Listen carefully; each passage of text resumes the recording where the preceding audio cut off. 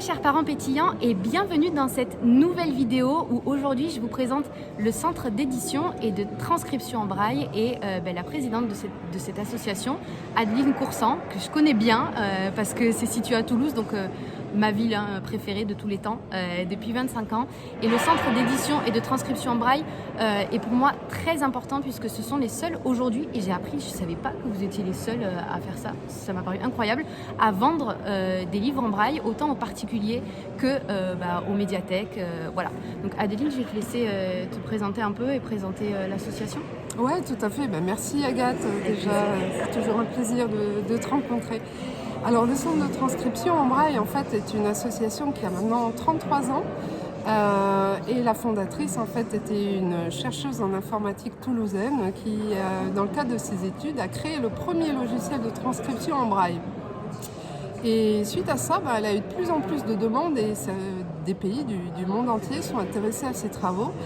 Et du coup, elle a eu l'idée de créer cette association où on a commencé principalement par la transcription des relevés bancaires, donc pour les clients non-voyants des établissements bancaires.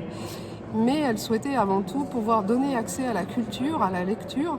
Donc je dirais que on s'est concentré beaucoup sur la transcription et l'édition des livres. Alors pas du scolaire, parce qu'on n'a pas les moyens de suivre les enfants dans leur scolarité, mais c'est des livres d'actualité dans tous les genres, pour tous les âges. Voilà. C'est-à-dire tous les âges, est-ce que tu as des livres, j'imagine du coup pour les... Enfin moi je connais la réponse, je dis j'imagine mais je mens. Je sais que tu as des livres pour les enfants, les ados. Comment ça se passe au niveau des tranches d'âge? Est-ce que les livres ont des choses particulières dessus? Jusqu'à quel âge à peu près il y a des dessins sur les livres? Comment ça se passe? Ouais, alors effectivement, on fait des livres pour les enfants, je dirais à partir de 6 ans. Une fois qu'ils ont un petit peu dépassé le livre tactile, on va leur proposer des premiers livres, des livres de première lecture, mais surtout la nouveauté depuis 2-3 ans maintenant, c'est qu'on a développé des livres illustrés, donc avec des illustrations en relief qu'on réalise grâce à une technique d'impression vernis UV 3D qui permet d'avoir beaucoup de contraste au niveau du toucher, du tactile et puis une précision des traits. On arrive à faire beaucoup de choses avec ce genre d'impression. Après, bien sûr, on va monter en âge, donc on a la petite enfance, on a les enfants, on a les livres pour ados. Là encore, on a essayé de développer au plus près de l'actualité pour les ados. Donc moi, j'ai mené une enquête au niveau national auprès des adolescents pour savoir qu'est-ce qu'ils aimaient lire, qu'est-ce qu'ils aimeraient trouver, adapter pour eux, mais aussi que ça suive les livres que leurs copains voyants ils trouvent en librairie. Donc tout ça, ça a été un gros travail pour essayer de cibler qu'est-ce qui peut leur plaire, qu'est-ce qui les intéresse aussi par rapport à leur âge. Et donc aujourd'hui on a la capacité de pouvoir produire pas mal de choses et on espère que ça leur va. Voilà. Surtout. Oui, c'est tout. Et puis bien sûr on est à leur écoute, donc s'ils nous disent des choses qui les intéressent, on fera tout pour essayer de répondre à leurs demandes. Et puis bien sûr on a tout ce qui est spécialisé pour les adultes. Donc là on trouve tous les genres, que ce soit des policiers, des romans, des biographies, des essais, de la poésie. Là on a ouvert aussi depuis l'an dernier sur un domaine dont on parle peu, mais c'est l'érotisme, la sexualité. Donc on trouve plus de livres là-dessus. Et puis moi aussi, puisque je m'intéresse à titre personnel au développement personnel, donc on est en train d'ouvrir aussi sur la transcription de livres qui ont attrait au développement personnel, aux soins énergétiques. C'est super. Il va falloir que je regarde votre catalogue.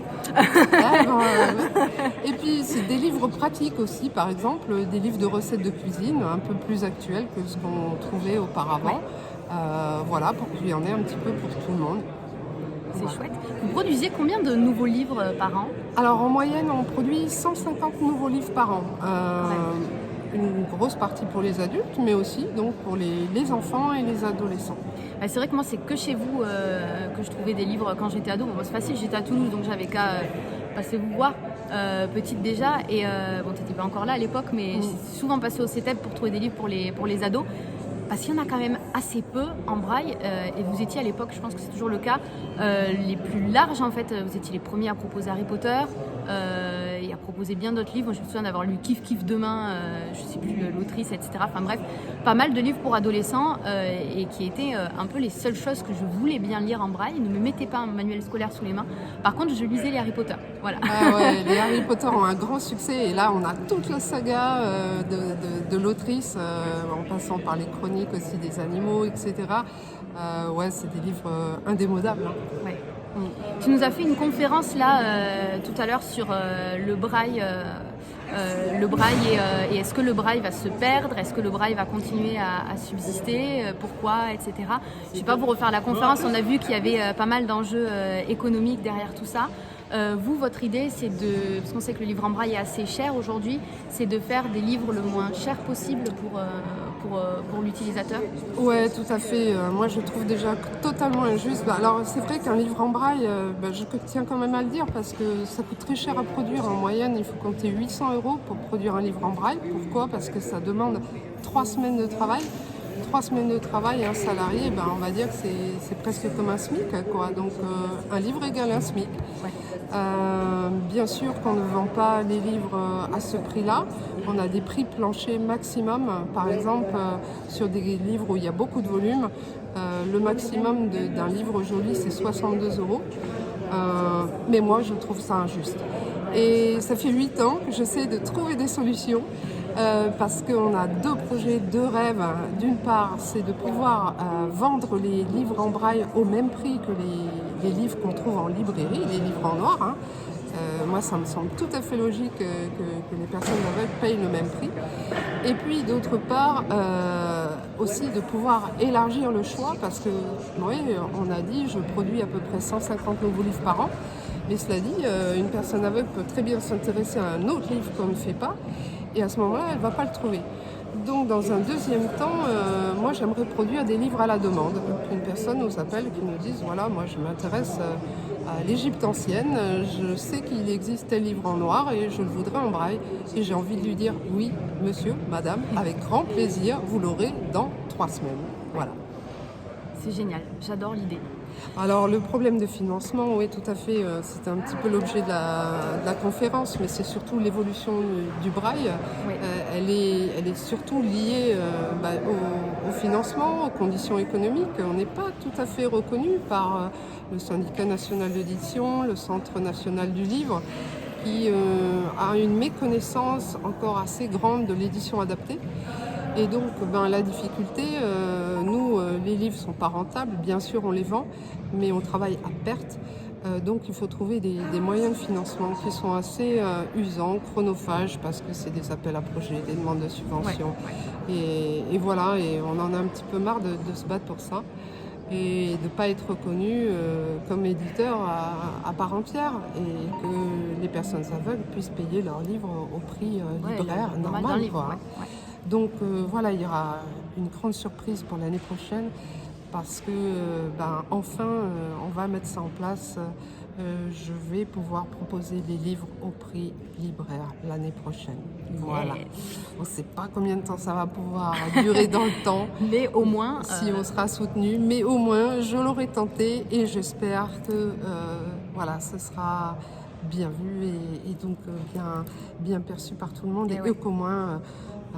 les personnes aveugles puissent accéder plus facilement à la lecture, à la culture. Ouais. Moi, je vous ai présenté le CETEB parce que, et c'est ce que je disais à Adeline, n'importe quoi, je commence à fatiguer de ma journée moi aussi, en fin des conférences, je disais que le braille, c'est quand même un véritable accès à la liberté, qu'on y voit un tout petit peu, ou qu'on soit aveugle total, ou qu'on y voit quand même un peu plus qu'un tout petit peu, parce que s'il y a un problème de luminosité, s'il y a un problème de fatigue, on peut toujours se référer au braille. Le CETEB fait aussi des plaques pour les ascenseurs, pour les vestiaires, tout ce que vous voulez, les plaques de signalisation. Vous faites aussi des magazines, vous faites pas que des livres. Il y a énormément de choses que vous développez pour l'accessibilité, parce que vous faites le braille et le picto, et je trouve ça assez extraordinaire. Voilà, donc moi je ne pourrais qu'encourager les parents d'enfants déficients visuels à aider l'enfant, à accompagner l'enfant dans l'apprentissage du braille. parce que c'est quand même une véritable liberté de pouvoir lire le braille sur les médicaments quand on est trop fatigué pour le lire avec ses yeux, de pouvoir lire la plaque sur l'ascenseur quand l'ascenseur est trop lumineux ou pas assez lumineux pour qu'on puisse voir la plaque. Et quand on est aveugle, je ne vais pas vous apprendre que le braille c'est quand même indispensable. Voilà, donc j'ai voulu t'interroger pour ça et pour remercier aussi le CETEB qui vraiment fait un travail que moi je suis depuis des années.